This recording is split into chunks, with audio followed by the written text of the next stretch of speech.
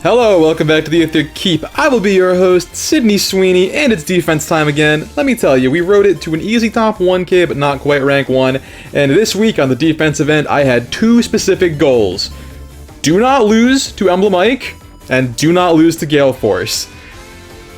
And we sort of succeeded on both fronts, but you're just gonna have to stick with me and see, because it's a little tough to call, but let's get right into it and see what happened. We're gonna go through all these. There's only 10 and most of them are real quick, so don't blink, you might miss them. Okay, what do we have here? It's Emblem Ike. We're starting right out with Emblem Ike. However, this is Emblem Ike with a 2 cooldown Great Aether, which means the Goose Friend kind of doesn't do most of the things that it might. This bodes well for us. Let's see what happens with it. Actually opening up the way, letting everybody come on down through.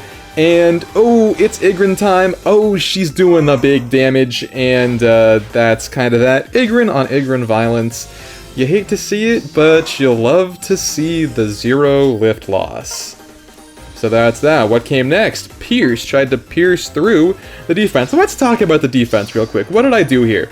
There's two interesting things about this defense. The first one is this. The seal did not seem to come into play, but I would like to think that it emitted an aura that kept people from trying certain things, because I really do think that I kind of got away with not having any saviors on this team, because the Hex Trap makes it hard to approach in Chaos Season, because HP values are so much lower, it's so much harder to hit that 65. And you can't really get past Ike to attack these other ones, and most of the player phase threats that we're used to don't do well into him. So I think that it emitted quiet pressure. It doesn't obviously win the games, but I think that it led people to not bring teams that could have won against a differently sealed Ike, maybe. I don't know. I honestly don't know. And then the other interesting thing here is we have Yunaka with Instant Miracle. This is Yunaka with, what, 1 cooldown Miracle? Yeah, so she hits, gets Miracle, lives whatever hit back. This lets her do a ton of true damage to Ike. That's kind of the plan. Other than that, Igrin is just kind of giving movement to these. We have Freyr, because you gotta have Freyr.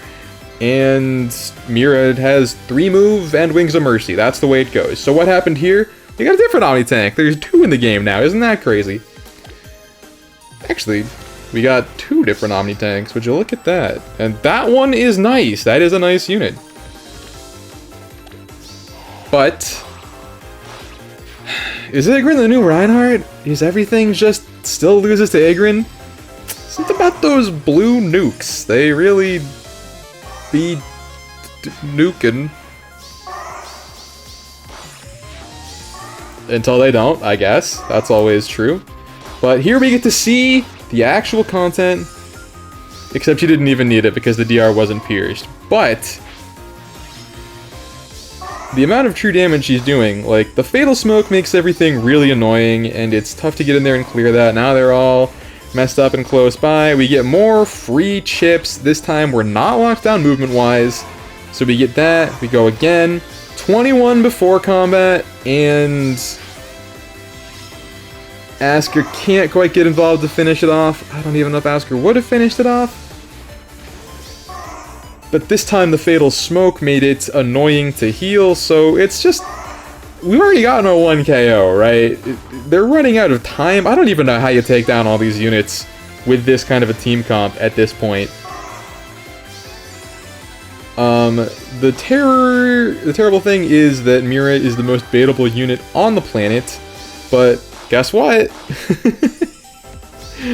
We're just still doing it like that. We don't get the dances anymore, but we do get to keep on smacking.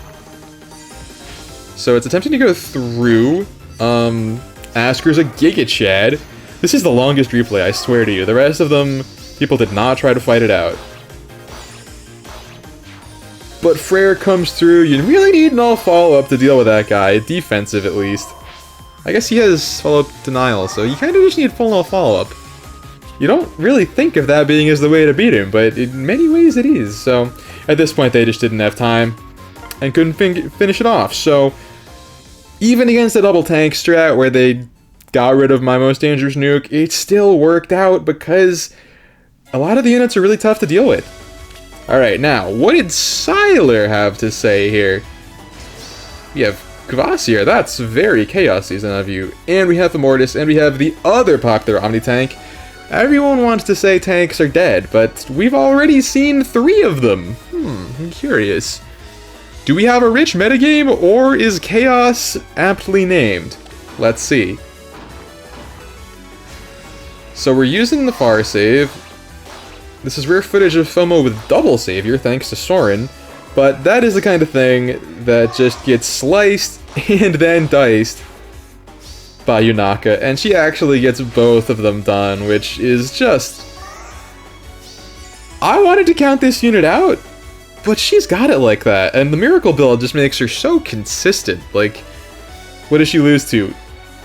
Enemy phase, DR Pierce Brave? Not a lot of people brought Altina this week, so we're good. But what does this team lose to? Can you guess which unit it is here? If you didn't guess a unit, you're right! Bada bing! Sorry, I probably should have waited for the game to unveil that. It's a little spoiler. But they can take their time, because in Chaos Season, it's just not worth the turn 1 rushdown, I really don't think. You kind of sacrifice too much to put that together. But when the Bolt Tower goes off, Ike actually becomes mortal, which... didn't even think about that. I was so busy thinking about specifically beating Ike as a tank and not getting Gale Force while I was at it that I don't like to use the Bolt Tower because I don't find it to be honorable. So sometimes I just forget it's in the game until someone does it to me. But because of the dancing and the range on this team, we actually still get a KO. So, you know, minus 40, not the worst. I think I take that. It's hard not to take that. I mean, this is easy 1k season with only 40 lift loss, so yeah, it's tough to be mad. I do love the way rank 1 looks, but I'll take the same rewards. The number does feel amazing, but when practically all things are identical, I cannot pretend to care that much. Well, honestly, I actually really can't. I would be pretending, but this time I feel fine, because I set my goals. Shout out to the band, set your goals. And we actually hit them, which is pretty cool. Well, mostly. Does that count as getting Gale Force? Because it wasn't Gale Force. No one had additional movements. It was just player phase snipey Kanto shenanigans. The Kanto control on Ike is also really useful for blocking people out like my team is trying to do. Alright, on to another one where we got 5 down. And this, okay, this I think could be considered a Gale Force. So how did they come in? They are going fast to get the pots first, which, you have time, you might as well. It's only going to get more difficult once you start dealing with stuff. Oh yeah, this one was really interesting, actually. Okay, yeah, this is a cool one, this is a cool one.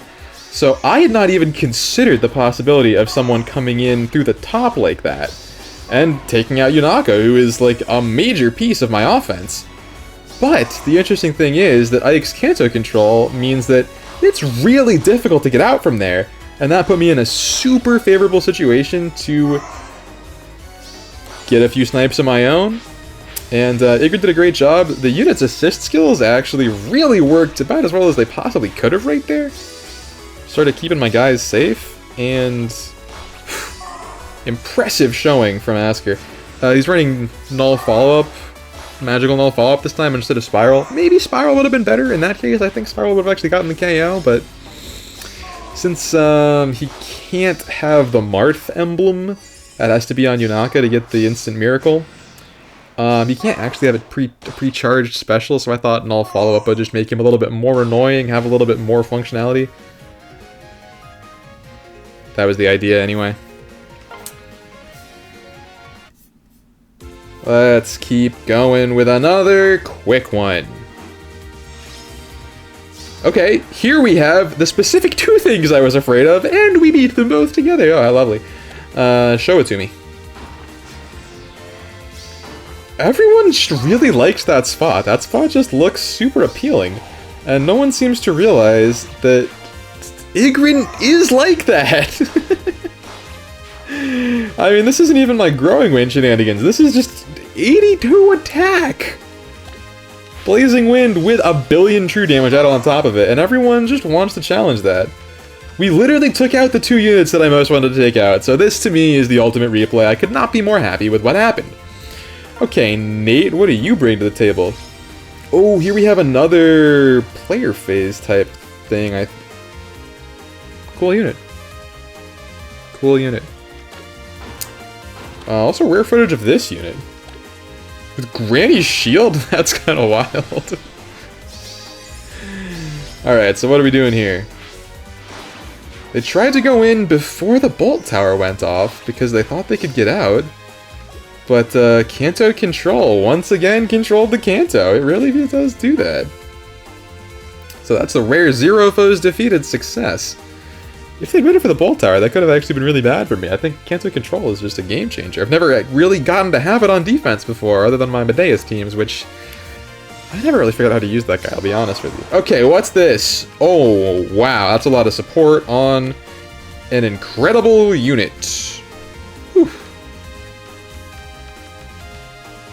How's it gonna go? Jeez, the guy has stats. Jeez, the guy's got some stats. But no one has enough stats! Not a single unit in the game has enough stats. And that's that. They don't want to finish it out like that. I will admit, I was kind of flinging Ike at teams too, and sometimes I just wanted to see what would happen, and I did lose a couple because of that. It was just that kind of season. It was really, because it was Gen 1 bonus, Ike was the entire meta this time around, and that made tuning my defense to him work really well, which is fun.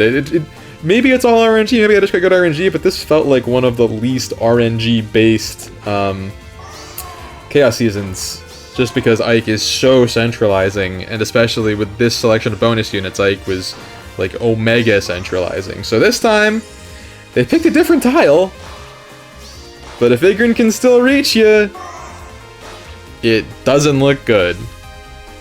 Ooh, another strong formation. Not Yunaka! Her miracle wasn't instantaneous enough.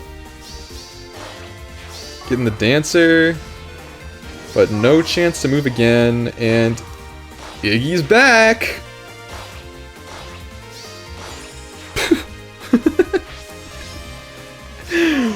The 60% reduction in defense, resistance by Flare there really did something. Okay. Where does that put us? Was that this one? Did we make it this far already? Did we watch this one? What was this one? We did watch this one. I'm losing my mind. It's been a long weekend. It's been a long day. Alright, one more, and this was one more loss, but don't worry, I successfully rematched while I posted. Pretty sure I just ended turn with Ike, so I don't know, you can imagine it in your head. But let's go on in and see what they did. And, of course, it's once again sort of a double thing, and this is the time we did not succeed, and I'm not entirely sure why. If I'm being honest with you. I guess it has something to do with Isadora. And her spreading, ooh, just a huge stat swing around. Oh, and I put Igrin in a space where specifically that can happen.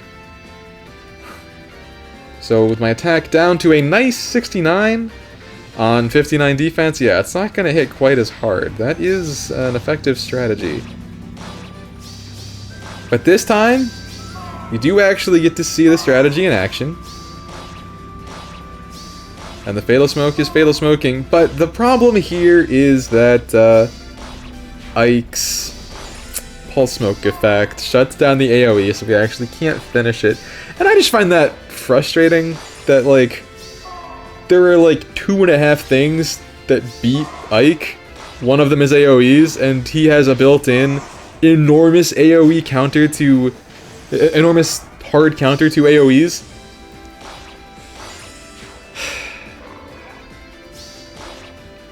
And the specific reason that I'm bothered by that is not that he beats a thing that beats him. Like, I understand that it kind of has to work like that, but it's that the way the AI works, it can be very difficult to force the AoE to attack first. So it's like, that board of units easily could have beaten Ike, but because of the order they're going to attack, they didn't. And there's not really anything I can do about that, Except, get lucky so it doesn't matter! Woo! Okay, top 1K.